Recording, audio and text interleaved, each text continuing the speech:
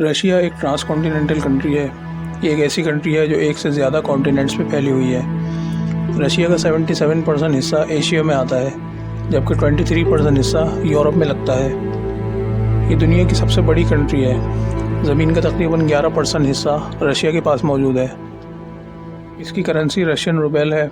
अगर इसकी जीडीपी की बात करें तो मार्च 2022 की रिपोर्ट के मुताबिक 1.8 ट्रिलियन डॉलर की जीडीपी है रशिया की। इसकी कैपिटल सिटी का नाम मॉस्को है और इसमें तकरीबन 1117 शहर मौजूद हैं और 22 स्टेट्स हैं। इसका लिटरेसी रेट 99.7% है, जो ऑलमोस्ट 100% के करीब ही है। और वहाँ का टेम्परेचर हद से ज़्यादा सर्द है, जिसकी वजह से उन्हें कई मुश्किलात का सामना करना पड़ता है। इसका बॉर्डर वेस्ट के साइड से Norway, Finland, Estonia, Latvia, Lithuania, Poland, Belarus, Ukraine, Georgia और अज़रबैजान से लगता है। और साउथ के साइड से इसका बॉर्डर कजाकिस्तान, चाइना, मंगोलिया और नॉर्थ कोरिया से मिलता है। और समंदर के साइड से इसका बॉर्डर स्वीडन, जापान और यूएस की स्टेट अलास्का से लगता है। इसके पास तकरीबन 13,50,000 सोल्जर्स हैं, 5,977 एटम बम्स हैं, 2,800 टैंक्स हैं, 1,500 से ज़्यादा हेलीकॉप्टर्स हैं और 3,800 से ज़्यादा एयरक्राफ्ट्स मौजूद हैं। अगर इसकी इंपोर्ट और एक्सपोर्ट की बात करें, जनवरी 2022 की रिपोर्ट के मुताबिक 45.8 बिलियन डॉलर की एक्सपोर्ट की थी रशिया ने और 23.3 बिलियन डॉलर की इंपोर्ट की थी।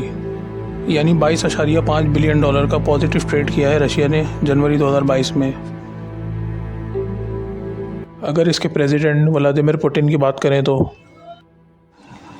व्लादिमीर पुतिन ने 16 साल तक केजीबी के फॉरेन इंटेलिजेंस ऑफिसर के तौर पर काम किया, जिसमें उसका रैंक लेफ्टिनेंट कर्नल था। वो 1996 में प्रेसिडेंट बोरिस येल्टसिन की एडमिनिस्ट्रेशन में शामिल होने के लिए मॉस्को चला गया। उसने कुछ अरसे के लिए फेडरल सिक्योरिटी सर्विसेज के डायरेक्टर के तौर पर भी काम किया। 1999 के इलेक्शन में वो रशिया का प्राइम मिनिस्टर बन गया। फिर 2004 में जब प्रेसिडेंट के इलेक्शन हुए तो उसमें वो प्रेसिडेंट बन गया और 2008 से 2012 तक वो दोबारा से प्राइम मिनिस्टर रहा और 2012 से आज तक वो रशिया का प्रेसिडेंट है। 2021 में उसने अपने कॉन्स्टिट्यूशन में कुछ अमेंडमेंट्स किए हैं, जिसके तहत वो 2036 तक रशिया का प्रेसिडेंट रह सकता है। अगर व्लादिमीर पुतिन की दौलत की बात करें तो ऑफिशियल रिपोर्ट के मुताबिक उसके पास $2,80,000 हैं, जबकि उसके पास $1 बिलियन का तो पहले से ही है और $7 लाख का गाड़ियों का कलेक्शन मौजूद है। अगर रशिया और यूक्रेन की वॉर की बात करें तो ये बहुत पुरानी है। मार्च 2014 में रशिया ने यूक्रेन के एक शहर क्राइमियन पेनिनसुला पर हमला करके उसे अपने कब्ज़े में ले लिया था। उसके 7 साल बाद यानी फरवरी 2022 में रशिया ने यूक्रेन पर दोबारा हमला किया और उसके कई शहरों को अपने कब्ज़े में ले लिया है और मज़ीद आगे कई शहरों को अपने कब्ज़े में लेने का इरादा रखता है। रशिया ऑलरेडी अपनी करेंसी, मीडिया और इंटरनेट सर्विसेज को यूक्रेन के कई शहरों में लॉन्च कर चुका है। रशिया के एक लीडर ने इस बात का खुलासा किया है कि सोवियत यूनियन के अख्ताम के बाद से ही यूक्रेन की कोई अलग से हैसियत नहीं है, बल्कि यूक्रेन रशिया का ही एक हिस्सा है और वो यूक्रेन को एक इंडिपेंडेंट स्टेट समझते ही नहीं हैं।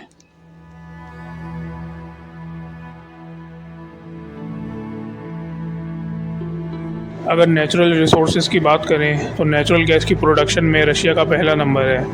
ये तकरीबन 30% कंट्रीब्यूट करता है पूरी दुनिया में नेचुरल गैस के हवाले से। अगर ऑयल की बात करें तो 10% कंट्रीब्यूट करता है पूरी दुनिया में ऑयल प्रोडक्शन के हवाले से। इसके अलावा आयरन ओर की प्रोडक्शन में भी रशिया का पहला नंबर है और लकड़ी की प्रोडक्शन में भी रशिया बहुत बड़ा कंट्रीब्यूट करता है। इसके अलावा अगर सोने की बात करें तो 2005 में रशिया दुनिया की सबसे अमीर कंट्री बन गई थी गोल्ड रिज़र्व के हवाले से। ये दुनिया की सबसे बड़ी कंट्री है जो 17 मिलियन स्क्वायर किलोमीटर पर फैली हुई है और ये यूनाइटेड स्टेट्स ऑफ अमेरिका से 1.8 गुना बड़ी है। इसके अलावा इसमें 11 टाइम जोन्स मौजूद हैं। इसका मतलब अगर आप इसके एक हिस्से से दूसरे हिस्से तक जाएंगे तो आपको 11 मरतबा घड़ी बदलनी पड़ेगी, क्योंकि आप 11 टाइम जोन से होकर गुजरेंगे। ईस्ट से लेकर वेस्ट तक 6,000 माइल्स का डिस्टेंस है।